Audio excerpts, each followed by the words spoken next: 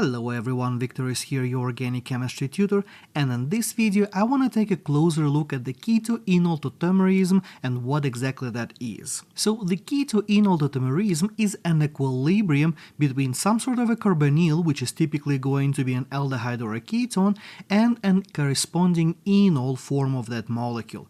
We could also see the Keto-Enol Tautomerism for other carbonyls, but aldehydes and ketones are going to be the most common ones. An important thing about this equilibrium is that it doesn't happen on its own, but rather it is catalyzed by either acidic or basic conditions. So let's look at how it works in basic conditions first. I'm going to start with something fairly easy, something like an acetone molecule. The acetone molecule has two alpha positions to the right and to the left. We call those enolizable positions if they have a hydrogen atom, and in this case we definitely do have hydrogens. So let's say I'm going to take the right carbon, and on that right carbon I have three hydrogens. So in the presence of the base, we are going to have that base, and I'm going to choose to use OH- here, come in, pull that proton off, and form the corresponding enolate, which is the species that looks like this. Now, from this point, typically the base is going to be used in catalytical quantity, so we still have plenty of our conjugate acid, which in this case is going to be water. So I'm going to grab a water molecule, and I'm going to use that as a source of protons, giving me the enol, the final product in this reaction. And as I've mentioned before, this is an equilibrium, so technically I should be drawing the equilibrium arrows for both of those steps, but since I really hate drawing equilibrium arrows, I never do. But if your instructor does require you to draw the equilibrium arrows for equilibrium steps, make sure you pay attention to that and do so in class. And of course, since this is an equilibrium, we can draw the mechanism for the reverse process. So for the reverse mechanism going in the opposite direction, I'm going to draw my enol first, and I'm going to bring my base, which going to deprotonate my enol, returning me back to the stage of the enolate. That looks like this. Of course, I can draw this resonance contributor, or I could potentially draw another resonance contributor where my electrons move around like so, giving me the following species. And from this point, the last step that we have here is to protonate our enolate intermediate, which means that I'm going to bring my water back, use that as a source of a proton, and get my ketone back, which used to be a starting material in the previous equilibrium. So as you can see in the basic media, the equilibrium mechanism is pretty simple, pretty straightforward. But how would it look in the acidic conditions? To illustrate this mechanism, I'm going to start with the acetone, the same starting material that I had in my previous reaction, and now I'm going to be using acid as the catalyst, so I'm going to represent my acid as H3O+, like so. Now, the first thing that's going to be happening here, we are going to be protonating our carbonyl and putting the extra hydrogen onto the oxygen to make that carbonyl a little bit more electrophilic and the alpha positions a little bit more acidic. And protonation at this point is necessary because we do not have a good base to deprotonate the alpha position, so in order to make that alpha position significantly more acidic, we need to place it next to a more electron withdrawing group, and that is exactly what the protonation is going to accomplish. The only base that we have floating around is going to be our water, and as we know, water is not a particularly good base. However, once we have our protonated carbonyl, this water is going to be basic enough, or sufficiently basic if you like, to come in and deprotonate that positively charged intermediate, giving us our enol as the final product in this equilibrium. And just like before, if I wanted to be absolutely correct here, I should of course draw the equilibrium arrows for both of those steps, because they are in fact equilibria steps. And here, like in the previous case, I'm going to draw the reverse mechanism. So I'm going to start with my enol over here, but now since we are working in acidic conditions, we are not going to be deprotonating anything. Instead, I'm going to bring my acid over here, and what I'm going to do, I will protonate the double bond. So that is going to look like this, giving me the following protonated intermediate, which is exactly the same species that I had in my equilibrium up above. And then the last bit here would be to bring my water in and deprotonate my molecule, so I'm going to pull that proton off, giving me acetone as the final product in this equilibrium over here. Now remember, when it comes to the equilibrium and drawing the mechanisms for any kind of equilibria out there, the important thing to keep in mind is that you gotta have the same intermediates throughout your steps. So do not come up with new intermediates or new molecules in your mechanism. All intermediates must always be the same throughout mechanism in either direction. This is also a way how you can check whether you got your mechanism correct or not.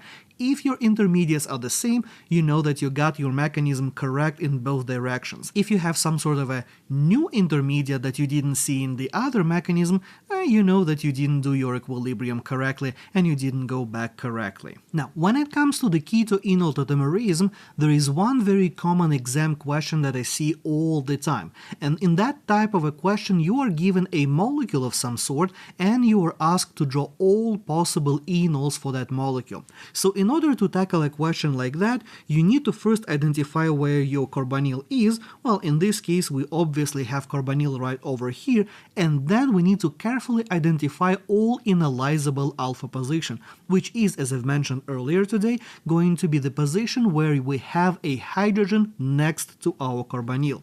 So we have the alpha position over here, and we have another alpha position over here. The one on the left has one hydrogen, it actually has two hydrogens, but we just need one.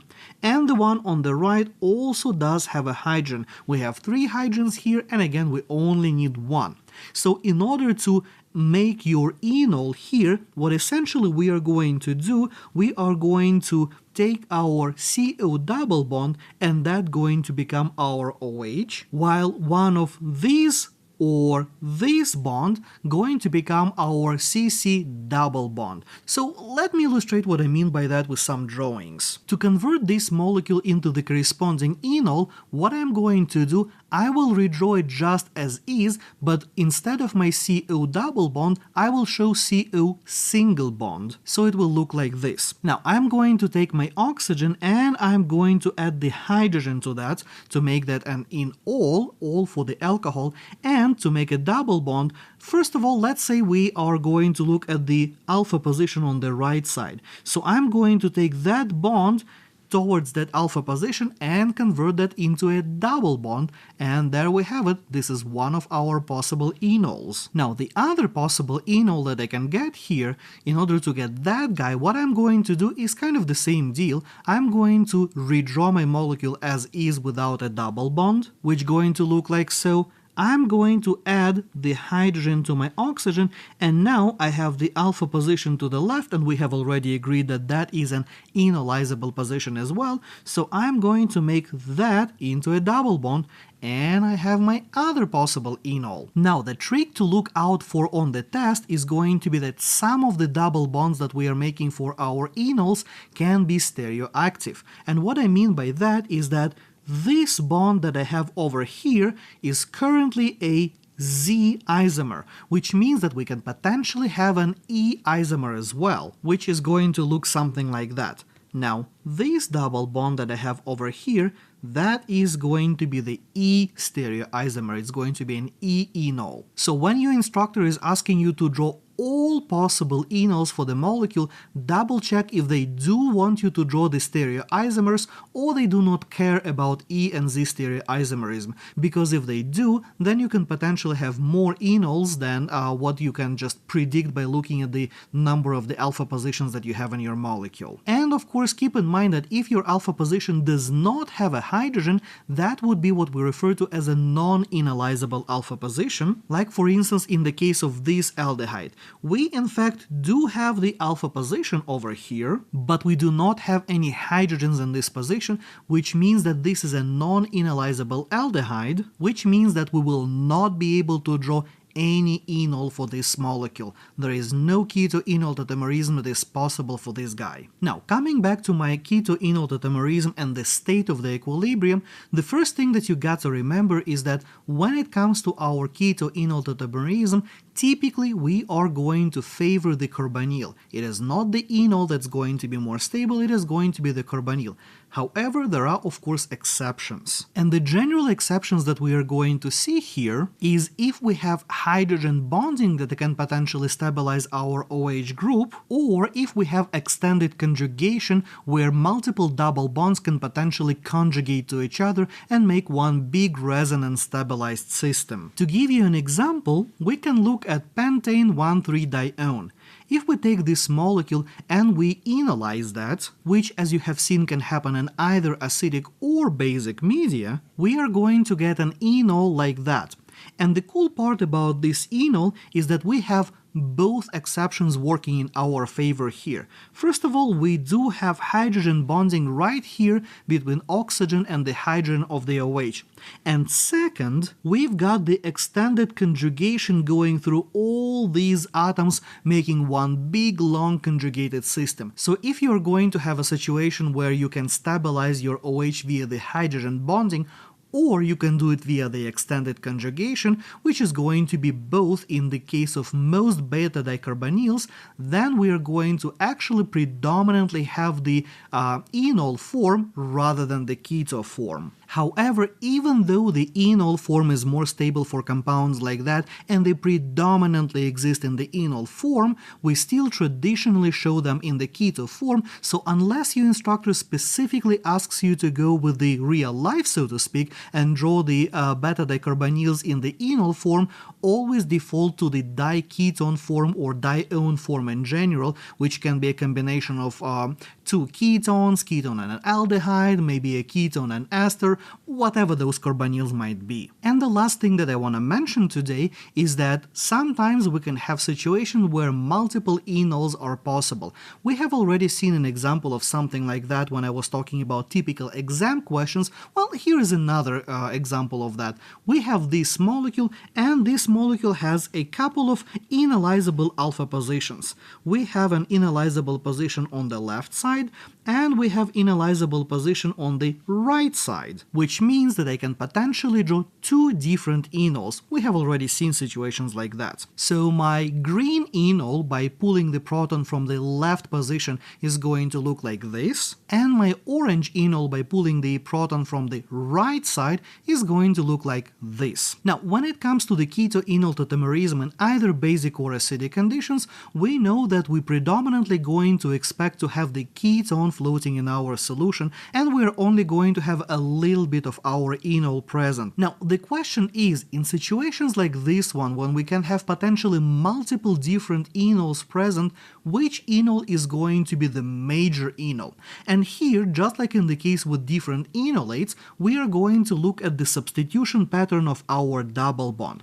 If I look at my molecule on the left side, well, this guy, this double bond, is connected to 1, 2, 3, 4 different groups.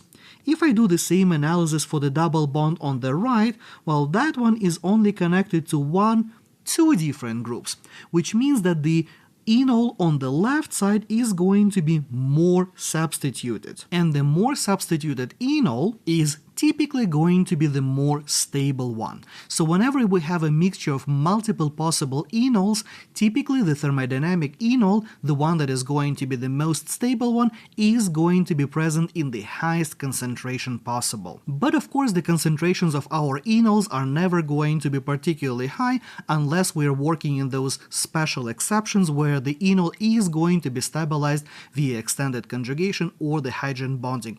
However, we can force the enolate to be the major product in reactions if we are working in the presence of stronger bases. And if you want to learn more about the enolates and how to make those, you gotta watch this video next, and I'll see you next time.